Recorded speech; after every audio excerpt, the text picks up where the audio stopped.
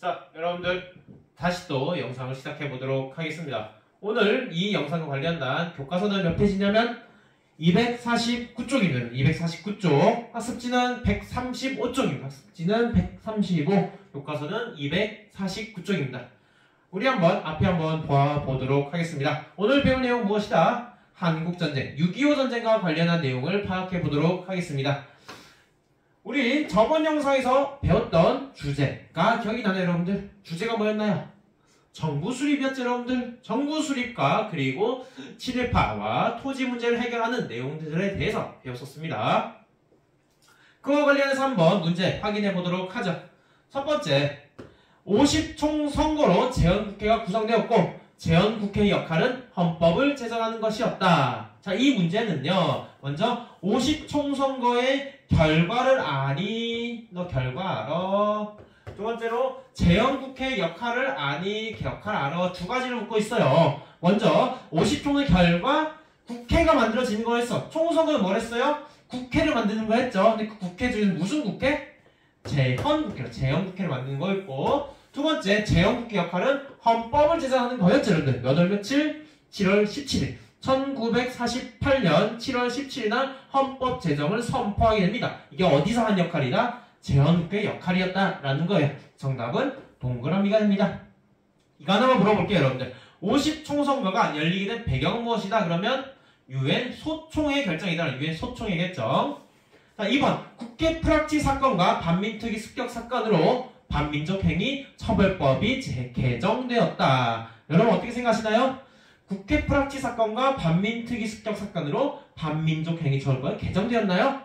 그쵸, 정답이죠. 이거는 인과관계를 묻고 있습니다. 인과관계 묻고 있습니다. 반민족행위 처벌법이 개정이 왜 됐냐? 바로 국회 프락치 사건과 반민특위 습격 사건이라는 방해 사건이 있었기 때문이다라는 거고, 그 방해 시작은 1949년 1월에 있었던 이승만의 담화문 발표와 관련이 있다라는 거죠. 그래서 정답은 동그라미가 됩니다.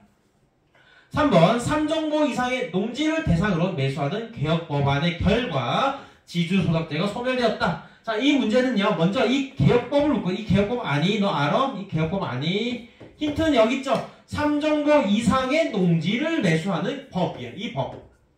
이 법이 뭐죠, 여러분들? 농지개혁법이죠. 자, 농지개혁법을 찾았어요. 그럼 농지개혁 결과를 아니? 너 결과 알아? 지주소득제 소멸되었다. 농지개혁법은요, 여러분들, 지주들의 토지를 누가 사들인다? 정부가 사들인다라는 거예요. 사들이면서 지주들에 뭘 줬어요? 지가증권을 줬죠. 지가증권을 주면서 이 지주들이 뭘로 변하길 바랬을까요? 땅만 가진 떵떵거리고 사는 사람이 아니라 뭔가 생산물을 만들어내는 산업 자본가로 바뀌길 바랬다라는 거예요. 그러면서 지주가 이제는 없어졌다라는 거고, 그 사들인 토지를 누구한테 줬어요? 소장농한테 줬다는 거죠. 소장농은 자기 토지가 생겼어요. 뭐가 됐어요? 자장농이 된 거죠, 여러분들. 그래서 지주소득제가 소멸되었다는 거죠. 정답은 동그라미가 됩니다. 오가 됩니다. 자, 다음 문제는 이제 수능 문제로 확인해 보도록 하겠습니다. 밑줄 친 국회에 대해서 묻고 있어요. 국회에 대한 힌트를 한번 찾아보도록 하겠습니다. 이 사진은 유엔 한국 임시위원단이 선거 과정을 감독하고 국민선출 의원들로 구성했다. 첫 번째 힌트. 두 번째, 이 선거는 사진처럼 여성도 참여하는 보통선거다. 재헌헌법이 제정되었다.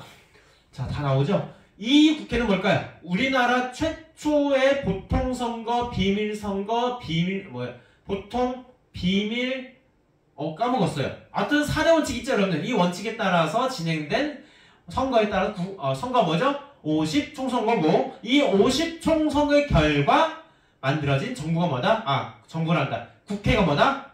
재헌국회다라는 거죠. 재헌국회에 대해서 옳은 것은 1번, 이상설 등을 헤이그의 특사로 파견하였다. 이거는 고종이 파견한 거였죠.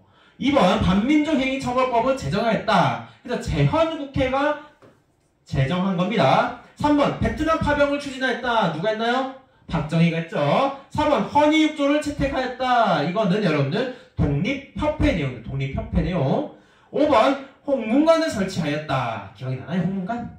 바로 조선시대 성종이 만든 거예요. 조선시대 성종, 조선 성종이 만든 게 홍문관입니다. 집현전을 폐지한 상황 속에서 집현전을 대신해서 만든 게 홍문관이었습니다.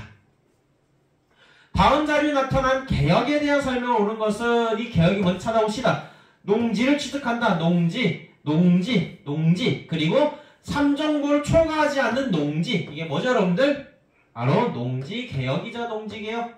농지개혁에 대한 설명으로 옳은 것은 기억, 광복 직후에 미군정화 실시되었다. 아니고 이거는 정부 수립되고 나서 진행된 겁니다. 정부 수립 후에 진행된 거다. 니은 개혁의 결과 소작제도가 폐지되었다. 어떻게 생각하시나요? 디귿 유상매수, 유상분배를 원칙으로 이루어졌다. 어떻게 생각하시나요? 니은과 디귿이 맞죠, 여러분들? 정답은 3번.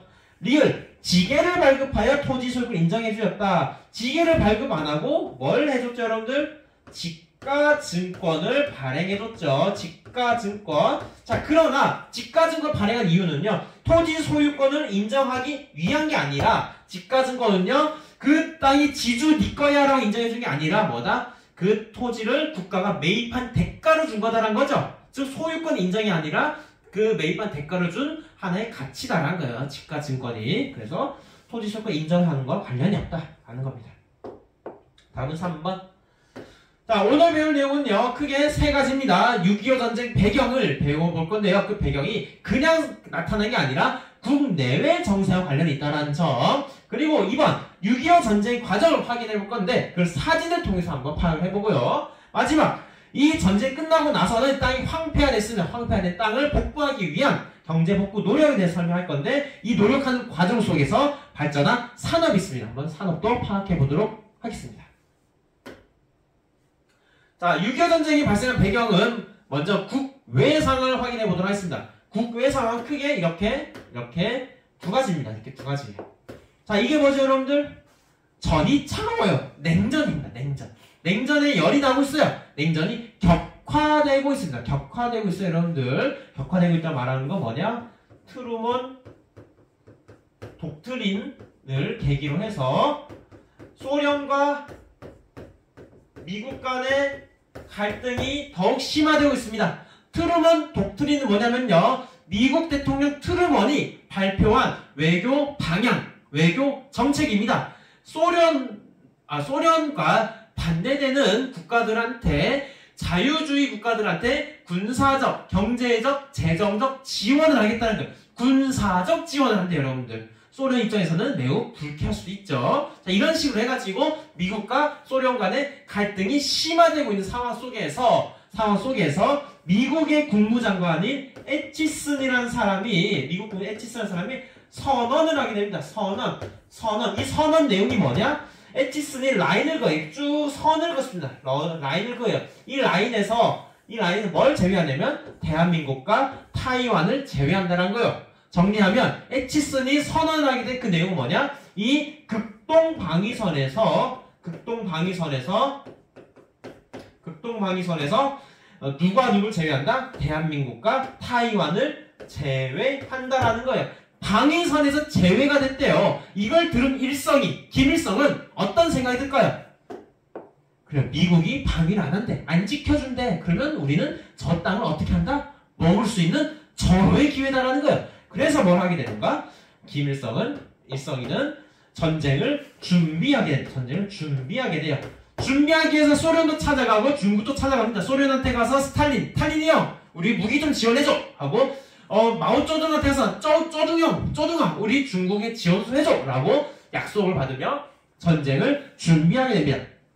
이렇게 북한이 전쟁 준비하고 있을 때 우리 남한은 무슨 상황이었는가? 아주 혼란한 그 자체였다는 거예요. 혼란한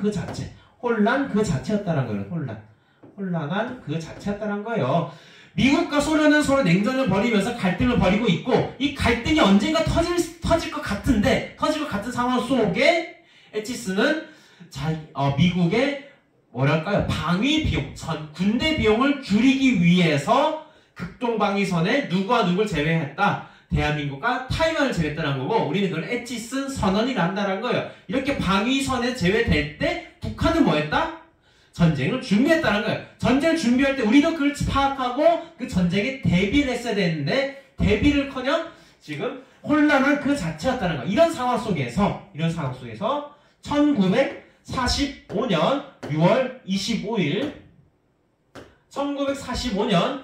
25일 기습적으로 남침을 하게 되었고 단 3일 만에 서울을 상실하게 됩니다. 기습 남침으로 서울을 상실하게 됩니다.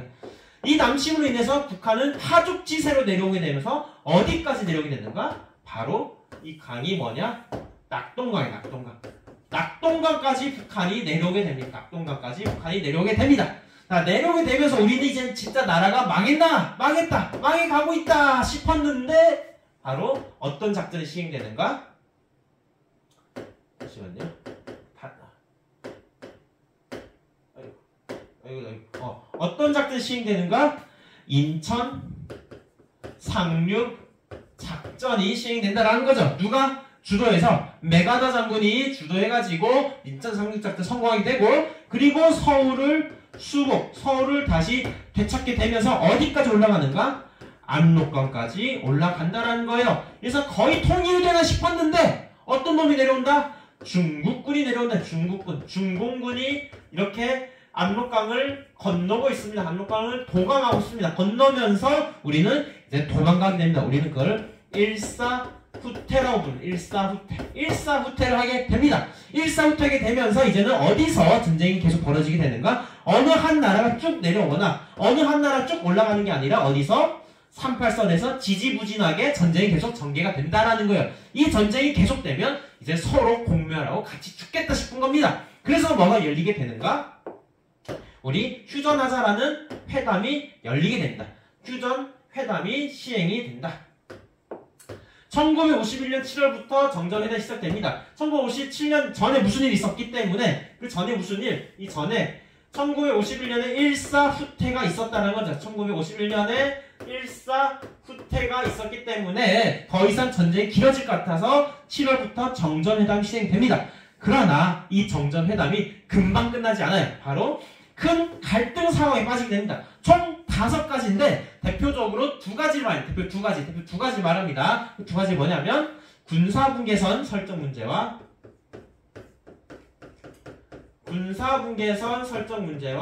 포로 송환 방식, 돌아간다는 거예요. 포로 송환 방식에 대한 문제로 이견이 발생하게 되면서 회담이 언제까지? 2년까지 계속 진행됩니다. 이 쟁점은 크게 두 가지입니다. 미국과 소련이 어떻게?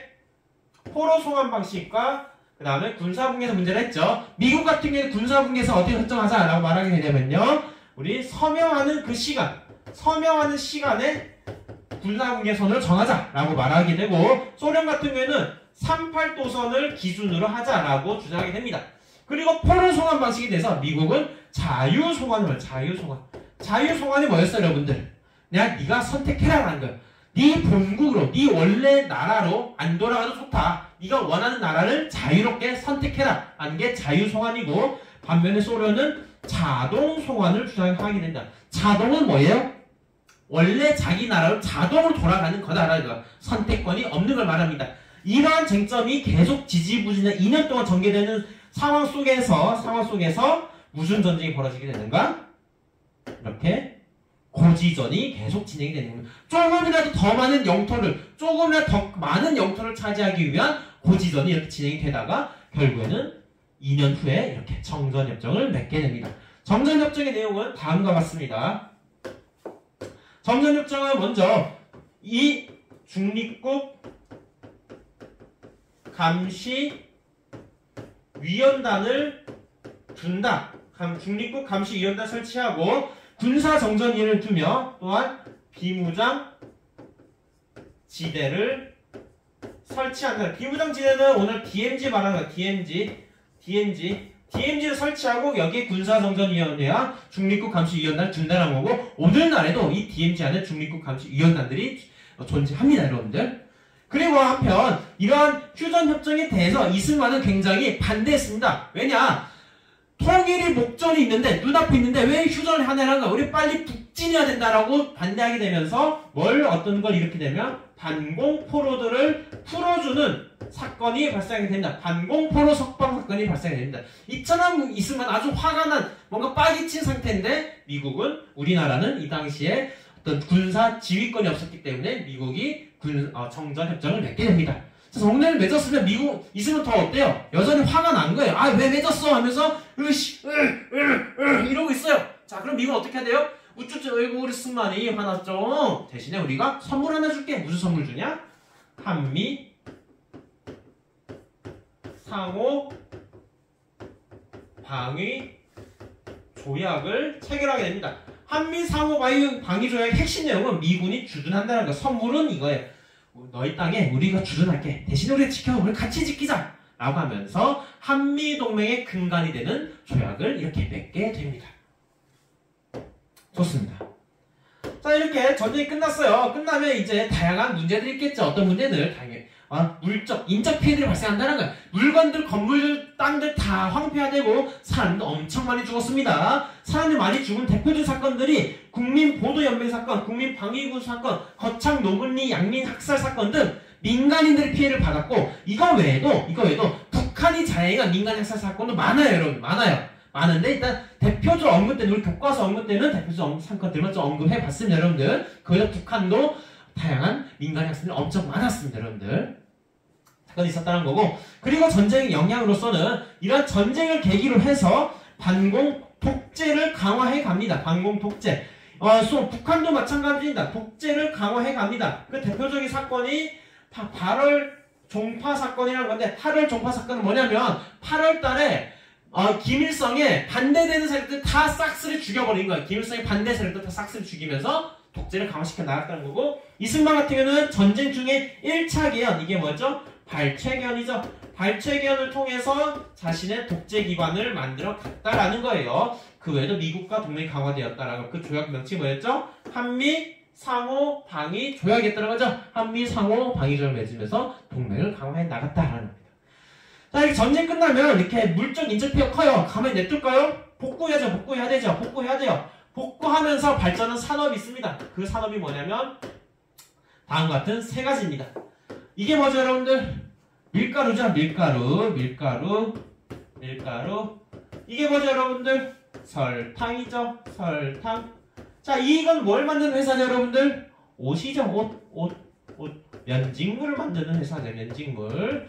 자, 이렇게 밀가루와 설탕과 면직물을 만드는 산업이 발전합니다. 그 산업을 뭐라 하게 되는가? 밀가루를 만드는 산업을 뭐라 하는가? 제분업이라고, 설탕을 만드는 걸 제당업이라고, 옷을 만드는 걸 면방직공업이라고 합니다. 면방직공업. 학습지 왼쪽 그 빈칸 있죠? 학습지 왼쪽. 네, 이렇게 다 색깔이 다 어때요? 하얗고 옷도 원래 하얘요, 여러분들. 하얘요. 하얀 밀가루, 하얀 설탕, 하얀 옷을 만드는 산업이 발전했다. 이걸 뭐란다? 300산업. 우리 300산업. 세 개의 하얀 산업, 하얀 걸 만들어내는 산업인 300산업이 전후 복구 과정에 발전하게 됩니다, 여러분들. 자, 그렇다면 이게 왜 발전하게 되었는가? 발전한 배경은요, 크게 두 가지로 볼 수가 있습니다. 첫 번째 배경은요, 일단 이 산업 만들려면 뭐가 있어야 돼요? 돈도 당연히 있어야 되지만, 돈 있으면 뭐예요? 뭘 만들어야 돼요? 만들 시설이 있어야 되죠. 그 시설 공장이 하게 됩니다. 그런데 우리는 공장을 만들었다기보다는 당시 일본인들이 두고 간 재산들을 활용했습니다. 우리 그걸 일본인들 두고 간 재산을 귀속 재산이라고 합니다. 귀속 재산이라고 불러요. 이 귀속 재산들을 이제 처리해야 됩니다. 민간인들 나눠주고 불화하고 팔아야 됩니다. 우리는 그걸 뭐라 하면 귀속 재산 처리법이랍니다. 귀속 재산 처리법에 따라서 공장들을 우리 민간인들한테 팔았다가 민간 불화하게 된다. 이 공장이 대표적인 게 맥주 공장도 있고요, 옷 공장도 있고요, 설탕 공장도 있고요, 등등 다양합니다. 하게 됩니다. 공장이 있으면 뭐예요, 여러분들? 여기에 뭐가 있어야 돼요? 사람도 있으면 뭐예요? 만들 원료가 있어요. 원료가 어디서 나오게 되냐면 미국의 우상원조로 원료가 들어오게 됩니다. 그 원료가 뭐냐면 바로 밀가루를 만드는 밀, 설탕을 만드는 사탕수수, 그리고 옷을 만드는 면화라는 원료가 들어오게 되고, 이 원료를 이 공장에서 만들면서 발전한 산업이 뭐다? 그게 이 원료를 활용해 이 공장에서 만드는 산업이 300산업이다라는 거예요. 300산업. 산업이 발전했다라는 거예요. 자, 그러나 이렇게 경제를 복구하고 살아나나 싶었는데 1950년대 후반에 미국이 무상 원조를 뭘로 바꾸냐면 유상 차원 형태로 바뀌면서 우리의 경제가 위기가 찾아오게 된다는 거. 이 경제 위기가 나중에 4.19 혁명의 하나의 또 다른 배경이 되기도 합니다. 여러분들. 이런 식으로 변화한다라는 거예요. 여러분들. 이해가 됐습니까? 이해가 됐나요? 자, 그럼 한번 정리해 보도록 할게요. 우리 뭘 배웠나요? 크게 두 가지 학습 목표 떠올려 봅시다. 한국전쟁이라는 거, 6.25 전쟁과 그리고요 경제 복구에 대해서 배웠죠. 한국전쟁의 배경 중에 하나는 먼저 국외 상황과 국내 상황을 배웠습니다. 국외적으로는 냉전이 어떻게 됐다? 격화되었고 바로 미국 대통령 누구? 그렇죠. 바로 트루먼 독트린이었죠. 그리고 미국 국무장관 누가? 에치슨이 뭘 발표했다? 에치슨 선언을 했다는 거고, 그 핵심 내용은 극동방위선에 누구와 누구를 제외한다? 대한민국과 타이완을 제외한다는 거죠. 그런 상황 속에서 김일성은 뭘 했다? 전쟁을 준비하고 우리나라는 아주 혼란한 상황이었다는 거죠. 그런 상황 속에서 기습적으로 1950년 6월 25일 남침을 당했다는 거고, 어디까지 내려왔다? 안 들려요? 좋습니다. 낙동강까지 내려왔다는 거죠. 낙동 내려왔다가 무슨 작전? 인천 상륙작전 해서 서울을 수로 탈환하고 어디까지 올라갔다? 압록강까지 올라갔다가 누가 내려왔다? 중공군이 내려와서 몇 월 며칠? 1951년 1월 4일 일사후퇴가 있었다는 거예요. 일사후퇴 이후에는 어디서 주로 전쟁이 벌어졌다? 38도선 근처에 전쟁이 벌어졌다는 거예요. 이런 상황 속에서 무엇이 시작되었다? 휴전 회담이 시작되었다라는 거예요. 그러나 바로 회담이 결정되지 않았다. 무슨 이유로? 두 가지 문제가 있었다는 거죠. 그리고 나서 2년 후에 휴전 협정을 맺었다라는 겁니다. 그러면서 전쟁을 복구하게 됩니다. 전쟁을 복구하게 되는데 그때 발전한 산업이 뭐다? 300산업이다. 300산업의 세 개. 산업이 뭐죠? 산업이 재분업, 재단업, 재당업, 면방직, 공업이 있었다는 거죠. 이런 발전한 배경은 뭐다? 먼저 공장을 나눠서 우리가 뭘 한다? 귀속재산 처리법이다 한다는 거고, 그리고 누가? 미국이 우상 원조를 했다는 거죠. 그러면서 300산업이 발전했다라는 거예요. 아, 참고로 이거 하나만 좀 이야기해 줄게요, 여러분들. 이거 하나만. 어디냐? 귀속재산이라는 게 있어요. 귀속재산. 귀속재산이 뭐라 했어요, 여러분들? 귀속재산이 일본인들이 두고 간 재산이랬죠. 그 재산은 여러분들 크게 두 가지가 있습니다. 토지가 있고요. 땅이 있고, 그 다음에 각종 시설들이에요. 시설. 이 시설은요, 공장도 있고요.